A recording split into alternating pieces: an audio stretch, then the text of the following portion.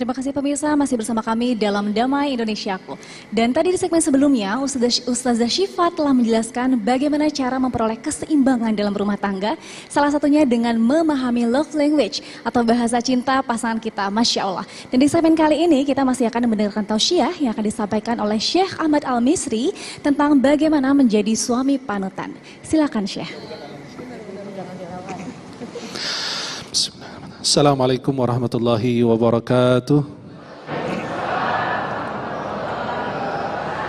Alhamdulillahi rabbil alamin. Wassalatu wassalamu ala asyrafil mursalin Sayyidina maulana Muhammadin wa ala alihi wa sahbihi ajma'in. Asyhadu an la ilaha illallah, asyhadu anna Muhammadan abduhu wa rasuluh. Allahumma salli wa sallim wa barik alaihi wa alihi wa ashabihi wa man tabi'ahum bi ihsanin ila yaumiddin wa alaina ma'ahum bi rahmatika arhamar rahimin. Para jemaah yang dimuliakan Allah, para pemirsa dimanapun berada, ustazah kita yang hadir bersama kita, dan Ustaz Sufyan dan Mbak Sasa juga, dan seluruh tim dan kru TV One Damai Indonesiaku. Uhibbukum jami'an fillah. Saya mencintai kalian semua karena Allah. Semoga Allah senantiasa mempertemukan kita di dunia dalam taat dan di akhirat di surganya Allah Subhanahu wa taala. Senang sekali di siang hari ini bisa memandang wajah-wajah penghuni surganya Allah. Wajah-wajah yang bercahaya, cahaya lampu terlalu terang. Mudah-mudahan kita senantiasa berada dalam lindungan Allah Subhanahu wa taala. Ustazah Syifa tadi sudah menjelaskan terkait dengan rumah tangga. Tapi saya ingin menjelaskan dari segi yang berbeda. Pernikahan ini bukan akhir dari sebuah hubungan. Halo? Masih hidup? Jadi pernikahan bukan akhir dari sebuah hubungan, melainkan awal dari sebuah hubungan. Pernikahan ini bukan alat ta'qid, walakin alat ta'bid.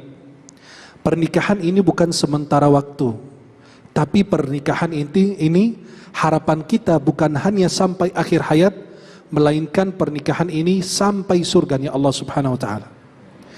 Jangan cuma hanya suami istri bertemu di dunia kemudian mereka berpisah di akhirat. Karena suami dan istri yang hebat, rumah tangga yang hebat adalah rumah tangga yang didirikan di dunia, take off di dunia, landing surganya Allah. Bersama di dunia dan juga bersama masuk ke dalam surganya Allah. Dalam Islam untuk mendirikan rumah tangga berdasarkan sakinah, mawaddah dan warahmah. Kita baru sebut 3 tiang. Setiap bangunan minimal perlu 4 tiang. Jadi tiang yang 4 Allah baru sebut 3.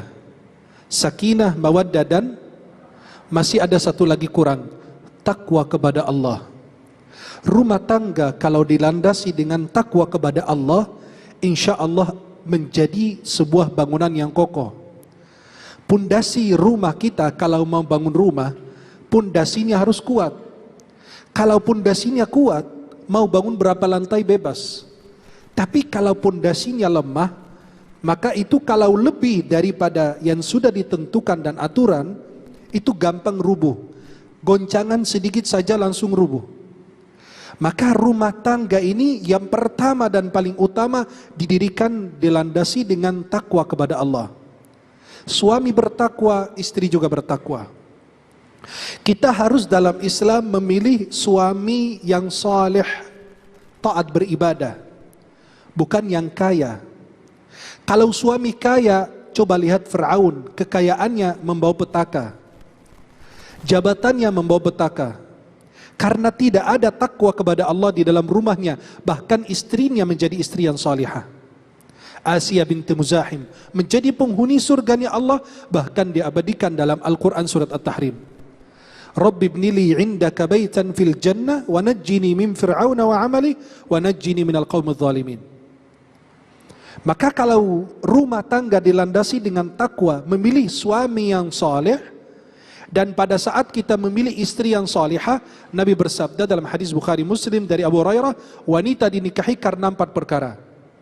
Yang pertama kecantikannya, keturunannya, dan hartanya dan agamanya. Nabi mengatakan, fadhfar bidzatid din taribat yadak. Berusaha agar engkau mencari wanita yang punya agama. Kalau engkau tidak mendapatkan wanita yang punya agama, taribat yadak, dalam bahasa Arab artinya iltasaqat bitturab. Tangan kita nempel di tanah, kalau diangkat tidak dapat apa-apa. Tidak ada isinya. Tidak ada yang dibawa. Maka coba seorang anak bernama Ismail patuh kepada ayahnya, mau disembelih oleh ayahnya. Ayahnya baru cerita, "Anak, aku bermimpi menyembelihmu. Bagaimana menurut kamu?" Bayangkan anak-anak kita sekarang gimana. Diperkirakan ulama tafsir usia Ismail tidak kurang lebih antara 11 sampai 14 tahun. Karena anak tersebut lahir dari istri yang salihah. Lahir dari orang tua yang salih dan baik. Maka yang pertama kita lakukan adalah memilih pasangan yang baik. Istri yang salihah, suami yang salih. Nabi bersabda, "Idza atakum man tardawna dinahu wa khuluquhu fazawwijuhu." Kalau ada yang datang kepada kalian bukan yang tampan, bukan yang kaya, bukan yang... Tapi kalau dia punya akhlak yang baik, itu nikahkan dia langsung. Karena yang mulia bukan warna kulitnya, bukan kekayaannya, yang mulia ada yang bertakwa kepada Allah Subhanahu wa taala. Maka coba sekarang harus ditanya pekerjaannya apa, penghasilannya gimana, dan banyak hal-hal yang ditanyakan, tapi tidak pernah ditanya bangun sholat subuh berjamaah, tidak. Jarang ada yang menanyakan itu. Penghasilannya berapa, bapak hidup di mana, tinggal sama siapa, rumahnya kontrak atau milik, dan lain sebagainya. Tapi tidak pernah ditanya, Anda ini termasuk mereka yang sholat subuh berjamaah atau tidak? Kalau sholat ditinggal, istri juga akan ditinggal. Perintah Allah jadi sia-siakan. Apalagi istri yang makhluk Allah. Sang Khalik aja dia abaikan, apalagi istrinya yang sebagai makhluk yang lemah. Maka yang pertama agar kita mewujudkan rumah tangga sakinah, mawaddah warahmah adalah suami harus menjadi imam. Imam bukan artinya apa? Saya pemimpin, kamu harus di belakang, kamu diam saja, kamu ikut aturan dan lain, tidak. Imam itu adalah yang mengawal, mengurusi, ya, melayani, menjaga, mengawal mereka dari kejahatan dan keburukan. Maka suami itu harus menjadi imam untuk keluarganya. Pada saat sholat tahajud, suami yang jadi imam. Ada ibu-ibu pas saat pandemi bilang, "Syekh, suami saya selama sebulan Ramadan kan gak ada yang sholat di masjid, masjid pada tutup." Tiba-tiba ibu itu bilang apa? "Suami saya, Syekh, setiap malam 23 rakaat bacanya apa? Surat Qul ya al-kafirun, idza ja'a nasrullahi, tabbat yada abil labin, qul huwallahu ahad, qul a'udzu birabbil falaq, qul a'udzu birabbin nas." Cuma 6 surat yang dihafal. Diulang-ulang selama 30 hari, bayangin. Sampai saya kebingin suami saya baca surat yang lain. "Bu, berarti ibu salah pilih suami, jangan salahin saya. Ibu kalau mau yang bacaannya banyak, cari yang hafiz Quran." Terus gimana dong solusinya? Ya silakan tukar tambah sendiri. Halo? Masih hidup? Maka yang pertama, suami harus menjadi imam bagi keluarga. Yang kedua, suami belajar agama. Wajib suami belajar agama untuk membentengi dirinya, keluarganya, keturunannya, generasinya dari ajaran sesat. Sekarang dunia pendidikan, kalau kita nggak hati-hati, anak kita masuk pesantren yang, maaf pendengaran saya agak kurang gitu ya. Namanya apa? Az-Zaitun, astagfirullah. Ya itu salah satunya, dan mungkin banyak yang lain yang kita tidak lihat. Ini baru yang diviralkan. Halo? Jelas? Sekarang sudah dunia pendidikan, kalau kita tidak berhati-hati mencari guru buat anak, tempat pendidikan, kenapa? Orang tuanya yang kurang agama. Sudah jelas pesantren apa tadi? Az-Zaitun. Loh, kenapa berdiri beliau? Astagfirullah. Az-Zaitun sudah sesat, tapi ternyata 2 hari lalu masih ada 1000 santri yang mau daftar di situ. Berarti orang tuanya kurang agama. Jelas? Dan seorang suami wajib menjaga keluarga dari api neraka jahanam. Wajib memberikan pendidikan agama kepada istri, memberikan pendidikan agama kepada anak. Banyak orang memikirkan isi perut anak dibanding memikirkan isi keimanan anaknya. Nabi SAW melayani, memuliakan istri-istrinya, memahami kekurangannya.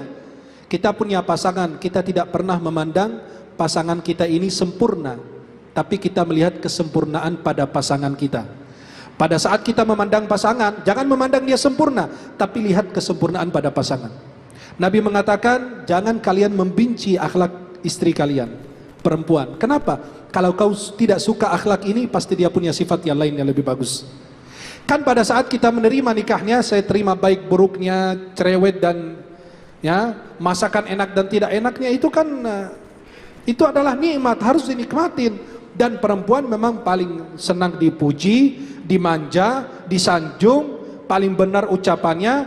Pasalnya cuma 2. Semua milik istri, ya, semua barang, suami juga milik istri.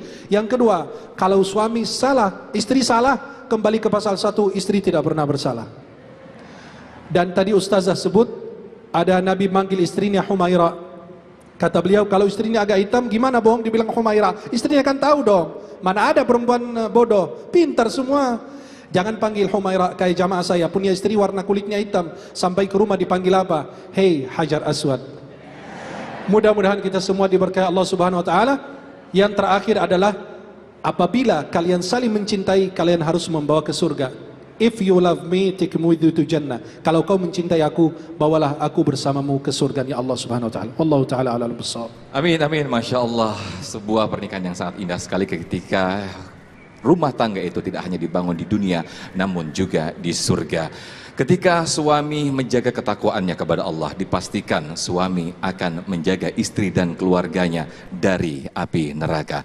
Dan Masya Allah pemirsa, masih dengan tema yang sangat menarik sekali. Di segmen ketiga nanti Umi Yamsasni akan menyampaikan bagaimana menjadi istri idaman. Tetaplah bersama kami di Damai Indonesiaku.